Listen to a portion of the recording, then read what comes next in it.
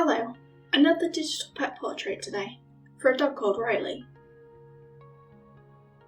It took me a while to do the sketch for this one. I just kept having it slightly wrong, so as you can see, I flipped it quite a few times until I felt like I was happy with it. I simplified the cute bandana he is wearing, just so it doesn't draw the eye away from the face. When doing the sketches, I always try to include some of the facial structure.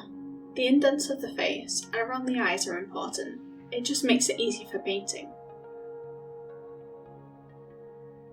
I'm using a pastel brush to sketch, a turpentine and an oil brush to paint. I think these are all standard Procreate brushes. Since he's a yellow lab, I start out with a nice light yellow colour. I want his ears to be nice and vibrant so they have more of an orange base.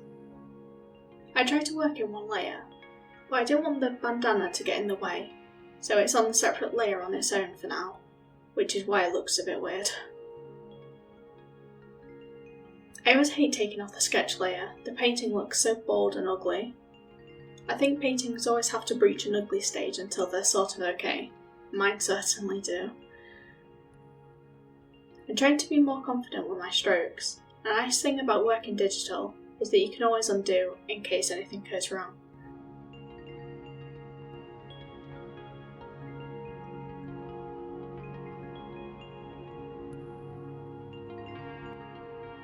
Again, I try to be nice and loose with the painting, until it comes to something I want the attention drawn to, so the eyes and the mouth are quite well worked here, as I'm trying to capture his expression.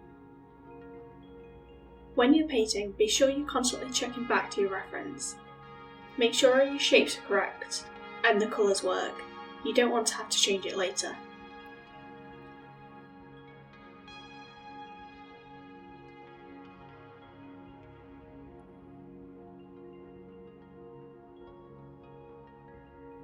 I like to blur the edges of my paintings, especially the bodies.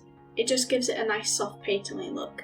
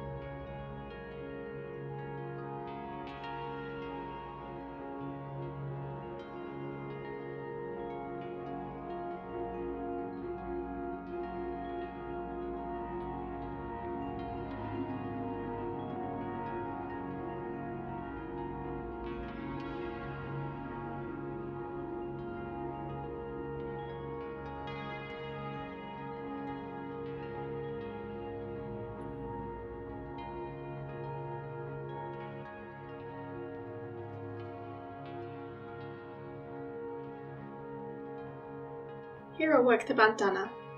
I loosely paint the little cakes. I know I'm going to paint over them later, so they don't have to be perfect. I put a layer over them and do the shading, then go back over the little cakes, blend it all nicely. I merge the layers so I can blur and paint over them again, so it looks cohesive to the looser body. I've chosen a bluish purple for the background to contrast nicely with the yellow and oranges of the Labrador. I added a darker area around Riley just to make him stand out. And here he is, all finished. Thank you for watching.